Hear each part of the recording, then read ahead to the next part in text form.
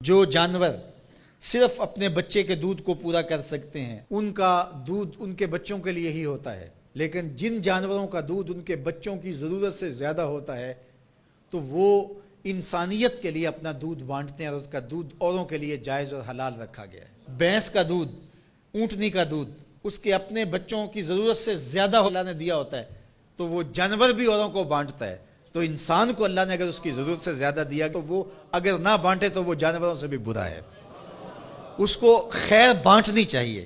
طبیعت کے اندر بخل نہیں ہونا چاہیے، طبیعت کے اندر فیاضی، سخاوت ہونی چاہیے۔ اللہ کے محبوب علیہ السلام نے فرمایا سخی اللہ کے بھی قریب ہے، لوگوں کے بھی قریب ہے، جنت کے بھی قریب ہے، ہاں دوزخ سے دور ہے۔ اور پھر فرمایا کہ بخیل لوگوں سے بھی دور ہے، اللہ سے بھی دور ہے، جنت سے بھی دور ہے، ہاں جہنم کے بڑا نیڑے ہے۔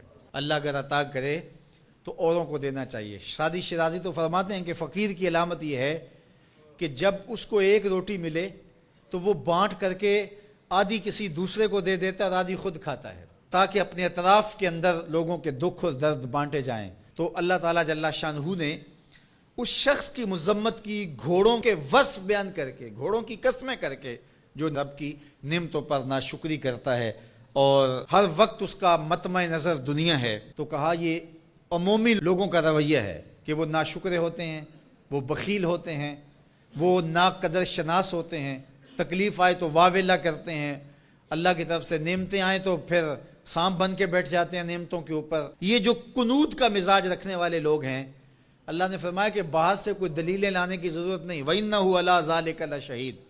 یہ ذرا اپنے اندر اتر کے دیکھیں اور ضمیر سے پوچھیں کہ کیا تم قنوط ہو یا نہیں ہو، تو جو قنوط ہو ضمیر بول کے کہے گا تم قنوط ہو۔ ذرا اپنے اندر اتر کر کے میں اور آپ دیکھیں کہیں ہم قنوط کے زمرے میں تو نہیں آتے۔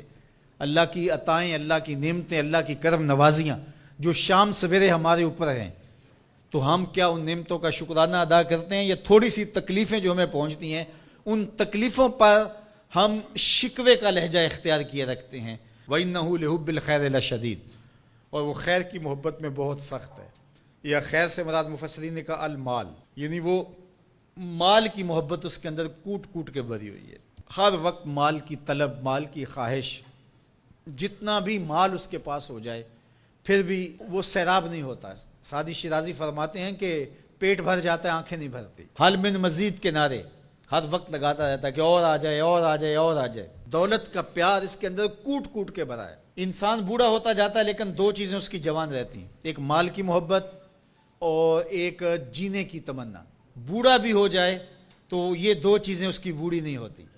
اور دوسرا فرمایا کہ ابن آدم کے پاس مال کی ایک وادی ہو، وادی کہتے ہیں پہاڑوں کے درمیان جو نیچے جگہ ہوتی ہے، وہ ساری سونے سے بھری ہوئی ہو، اگر کسی کو دے دی جائے تو وہ آرزو کرے گا کاش کہ ایک وادی جیسی اور ہو، پھر بھی اس کا پیٹ نہ بھرے، اس کی آنکھ نہ بھرے۔ اس لیے انسان مال کی محبت میں بہت سخت ہے۔ فرمایا ابن آدم کہتا ہے مالی مالی مالی، میرا مال میرا مال۔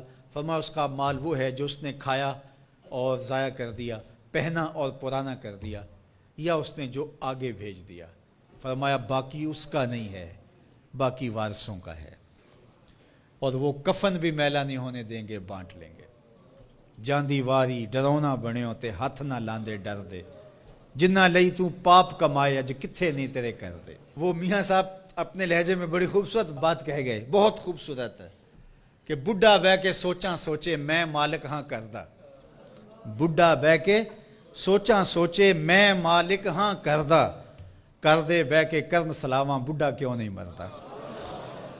تو اپنی زندگی آگے بھیجو۔ حضور تشریف لائے گھر میں، سیدہ عائشہ رضی اللہ تعالیٰ عنہ موجود تھی، تو ایک بکری ذبح کی گئی تھی، تو فرمایا کچھ ہے کھانے کے لیے؟ کہا حضور سب بانٹ دیا ہے، ایک دستی باقی بچی ہے۔